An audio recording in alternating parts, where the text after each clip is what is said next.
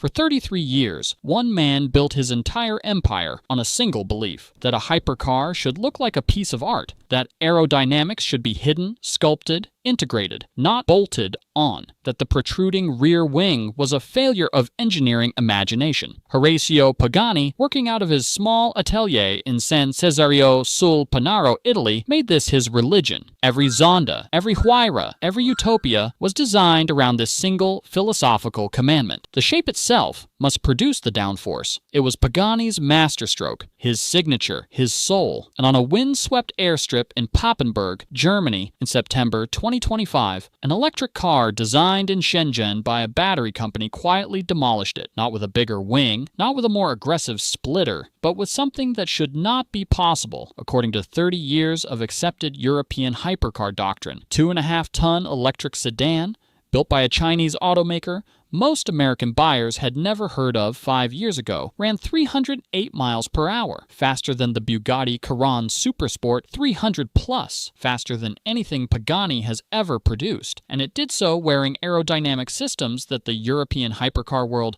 spent decades insisting could not work. Today, we conduct a forensic re-examination of what just happened in Papenburg, because this is not a story about a fast Chinese car, this is a story about the death of an entire engineering philosophy that the West believed was untouchable. To understand the magnitude of what BYD just did, you have to first understand what Pagani actually built and why it mattered. The Pagani Utopia, launched in 2022 and refined into its 2026 roadster form, is one of the most engineering-obsessed objects ever produced by human hands. It uses a hand-assembled, twin-turbocharged Mercedes-AMG V12, producing 864 horsepower and 1,100 newton-meters of torque. The dry weight is 1,280 kilograms. The carbon monocoque uses Pagani's proprietary carbo-titanium HP62, G2, and carbo-triax HP62, composite materials so advanced that the company developed them in-house because nothing on the supplier market was strong enough. Each Utopia takes a single craftsman to assemble its V12 by hand. The list price starts at $2.19 million US. The Roadster starts at $3.4 million. And here is the part that matters. The Utopia was deliberately, defiantly engineered without a traditional rear wing. Horacio Pagani's stated design philosophy was that protruding aerodynamic appendages were a sign of engineering failure. Real downforce, in his view, should come from the shape of the car itself. The Utopia uses a teardrop roofline, sculpted side channels, an elliptical trailing edge, and two small movable flaps integrated harmoniously into the rear bodywork. Wind tunnel work was meticulous. 6 years of development, 8 complete prototypes, 12 scale models, over 4,000 stylistic drawings. This was the apex of European hypercar wingless aerodynamics, the proof that the master craftsman approach could outperform the brute force wing. Then BYD's YangWang division decided to build an electric hypercar. The vehicle is called the YangWang U9 Xtreme. It was officially unveiled on September 14, 2025. Production is limited to just 30 units globally. The vehicle was developed under the supervision of Wolfgang Egger, a German designer with 30 years of experience as the head of design at Alfa Romeo, Audi, and most importantly, Lamborghini. He left Europe to work for BYD in 2017. The man who shaped the Lamborghini Aventador now shapes the cars that are about to humiliate his former employers. The U9 Xtreme produces 3,019 horsepower from 4 electric motors, one at each wheel, drawing power from the world's first 1,200-volt silicon carbide production platform. It weighs roughly 2,480 kilograms. That is twice the weight of the Pagani Utopia. By every traditional metric of performance engineering, this should be a mathematical disadvantage. Heavy cars do not corner well. Heavy cars do not accelerate as cleanly. Heavy cars do not reach 308 miles per hour. And yet, on the high-speed oval at the Automotive Testing Papenburg facility in Germany, the same proving ground used by Volkswagen, Mercedes, and Porsche for over 40 years, the U9 Xtreme recorded an officially verified top speed of 496.22 kilometers per hour. That is 308.33 miles per hour. The previous production car record holder, the Bugatti Chiron Supersport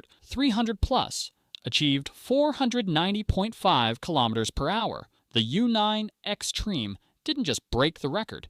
It nearly became the first production car in history to cross the 500 km/h barrier. Then, 2 months later, at the Nürburgring Nordschleife, the 12.9-mile German circuit considered the ultimate test of automotive engineering, the same vehicle posted a lap time of 6 minutes, 59.157 seconds, sub 7 minutes, driven by German racing specialist Marc Basseng, with electric motors, trick carrying twice the weight of a Pagani. The European hypercar establishment was forced to confront a question they had spent 30 years avoiding. How did a Chinese electric sedan, designed by software engineers and battery chemists, just outperform the philosophical pinnacle of European mechanical artistry? The answer is buried in the aerodynamic design, and it represents the systematic dismantling of everything Horacio Pagani spent his career proving. Now we have to talk about the wing itself, because this is where the conversation gets uncomfortable for European engineering purists. The YangWang U9 Xtreme does technically have a fixed rear wing. We will not pretend otherwise. The Xtreme variant uses an aggressive carbon fiber rear wing, a deep front splitter, extended side skirts, and a substantial rear diffuser. To the casual observer, it appears to be a traditional wing-based aerodynamic philosophy. But this is the deception, because the wing on the U9 Xtreme is not doing what wings on European hypercars do. It is functioning inside a completely different aerodynamic ecosystem, one that makes the wing itself almost cosmetic. The standard YangWang U9, without the Xtreme bodywork, generates up to 280 kilograms of downforce using its swan neck carbon fiber spoiler arrangement. That number alone is competitive with anything Europe produces, but the Xtreme variant goes further. The car uses what BYD calls active boundary layer management, a system of microchannels, ducted intakes, and electronically controlled airflow valves that manipulate the air as it travels across the surface of the vehicle, before that air ever reaches the rear wing. In other words, by the time the air arrives at the rear of the car, it has already been pre-organized into a clean, predictable flow pattern. The wing is simply finishing the job that the bodywork has already done. Western hypercars use the wing as the primary aerodynamic device. The U9 Xtreme uses the wing as the final, almost decorative seal on a system that has already done most of its work invisibly. This is what Chinese engineering circles have begun calling invisible aerodynamics. It is the philosophical descendant of stealth aircraft design, where the entire airframe contributes to the aerodynamic mission, and any external surface is engineered to participate in the airflow rather than disrupt it.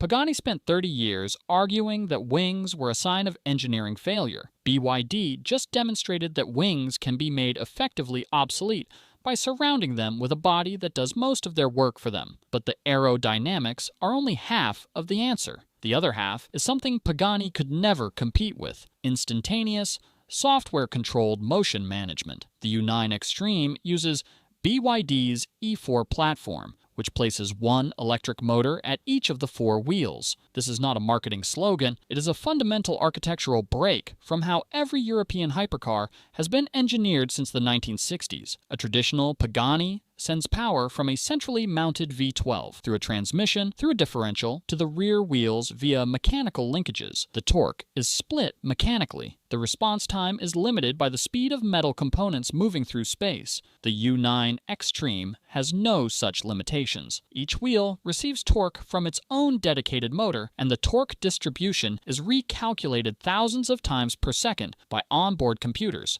combined with what BYD calls the Dissus X active suspension system, a hybrid of pneumatic, air, and hydraulic control. The vehicle can adjust its ride height, weight distribution, and individual wheel grip during the act of cornering. The suspension can even briefly launch the vehicle vertically off the ground in extreme maneuvers. Now layer this onto the aerodynamic discussion. A traditional Pagani has fixed mechanical aerodynamics, a fixed mechanical drivetrain, and analog responses to changes in road conditions.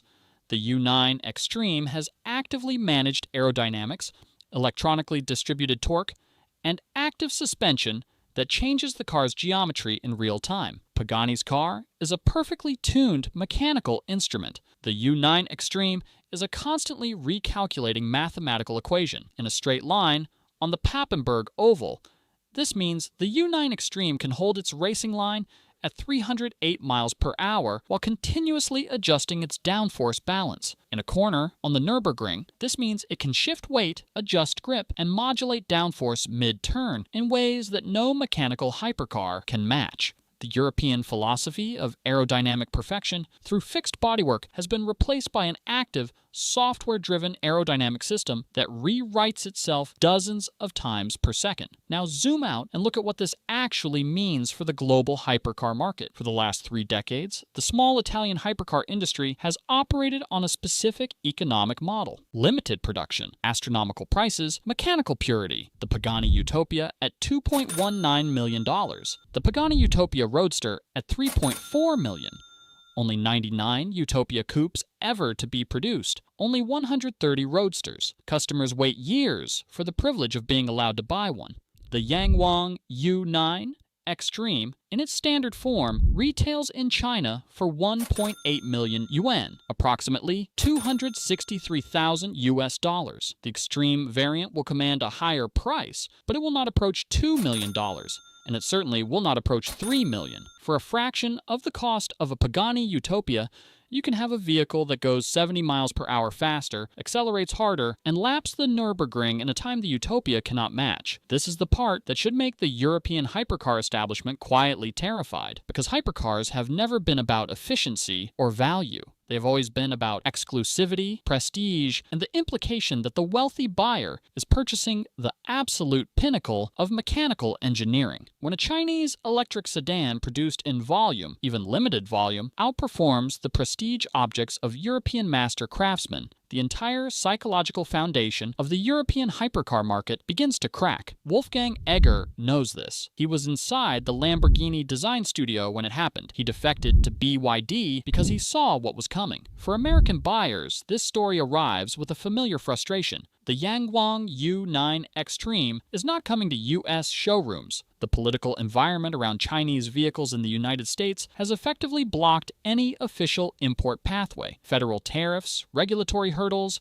and ongoing trade tensions mean that the fastest production car in the world will be sold in China, in select Middle Eastern markets, and in limited European arrangements, but not in the United States. North of the border, the situation is slightly different. Canada has historically maintained more flexible vehicle import frameworks than its southern neighbor, particularly for low-volume specialty vehicles. Canadian collectors and enthusiasts have legal pathways for accessing vehicles that the U.S. market does not. Some of the 30 units of the U9 Xtreme are reportedly being negotiated for buyers north of the border. American collectors will be watching from the sidelines. This is the geopolitical dimension that the U.S. automotive press has been reluctant to discuss honestly. The fastest, most technologically advanced hypercar in the world is currently being built in a country that the American government has functionally blocked from selling vehicles in U.S. dealerships. Whether that policy continues to make sense as Chinese engineering supremacy becomes more difficult to deny is a question for Washington, not for this conversation. Let us be honest about the limits of this story. The Pagani Utopia and the YangWang U9 Xtreme are not the same kind of object. The Utopia is a mechanical artifact, hand-assembled in small numbers, designed to be admired for centuries. It carries the DNA of Italian craftsmanship,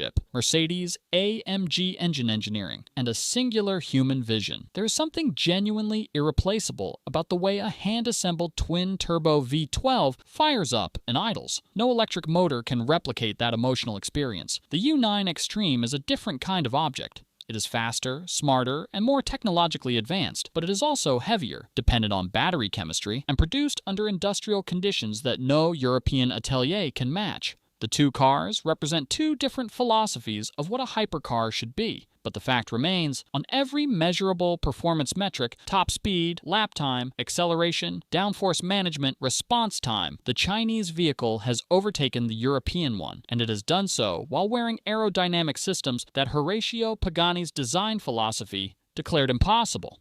The European hypercar industry will respond. Ferrari, McLaren, Lamborghini, and the smaller specialty manufacturers will eventually adopt some version of the active aerodynamic and quad-motor architecture that the Chinese have demonstrated. The technology will diffuse, the performance gap will narrow. The story is not over, but the story has changed. For 30 years, European hypercars set the engineering benchmarks, and Chinese automakers were assumed to be following. That assumption ended in September 2025 on a German test track and was confirmed 2 months later on a German racetrack by a vehicle designed in Shenzhen and built by a company that started as a battery manufacturer. The traditional carbon fiber wing, bolted, protruding, brutally functional, is no longer the apex of aerodynamic engineering. The hand-sculpted, integrated, philosophy-driven Pagani approach is no longer the fastest way to move air across a hypercar. Both have been outflanked by something else entirely. Active, software-managed, electronically distributed aerodynamics that recalculate themselves faster than any mechanical system can respond. Horacio Pagani spent 33 years proving that the wing was the wrong answer. He was right about that. He just did not anticipate that the right answer would not come from his Italian atelier. It came from a battery company in Shenzhen. And the European hypercar establishment is going to spend the next decade trying to catch up. The carbon fiber wing is dead. The hand-sculpted Italian replacement is dead. Long live the invisible aerodynamics of the electric age.